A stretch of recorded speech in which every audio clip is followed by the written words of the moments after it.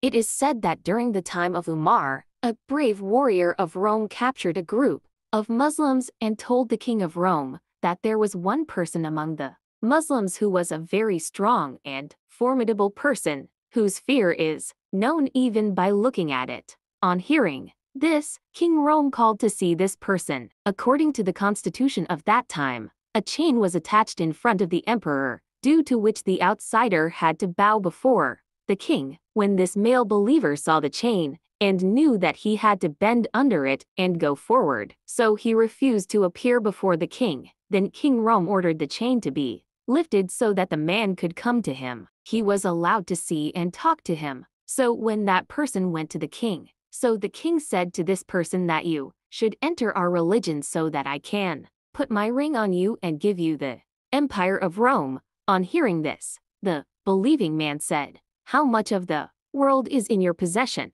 The king said that almost 1/3 or 1/4 of the world is in my possession. The believing man replied that if the whole world was in your possession, you would give it to me in exchange for one day's call to prayer, so I would not have accepted your invitation even then, while you want to buy my faith for your kingdom. After hearing this, Shahram inquired what the call to prayer is. So, the male believer recited the words of Azan in front of him. After hearing this, the king of Rome understood that the love of Hazrat Muhammad, peace and blessings of Allah be upon him, has settled in his heart. It won't work that way. Thinking this, he ordered that a pot of water should be fed and the person put into it, so that by reading in boiling water, his work will be completed, or he will turn away from his religion out of fear. So the order was passed. When this male believer was put into the cauldron,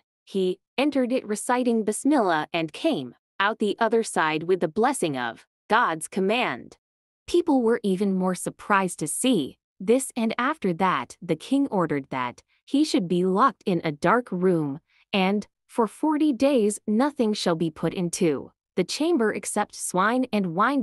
So it was complied with, and when the cell was opened after 40 days, so people saw what was put into it, the male believer did not eat anything from it. So it was inquired, why did you not eat of it? However, in the Muhammadan Sharia, its use is permissible when there is such a need. The male believer replied that if I had eaten some of it, you would have been happy. My goal is to make you angry. Then the king said to him, well, if you bow down to me, I will release you and your companions. Hearing this, the believing man replied that in the religion of Prophet Muhammad, it is not right to prostrate to anyone other than God. After that, Shahram said, well then, kiss my hand so that I will release you and your companions. The male believer replied that hand kissing is permissible only for the father, Sultan Adil, and the teacher,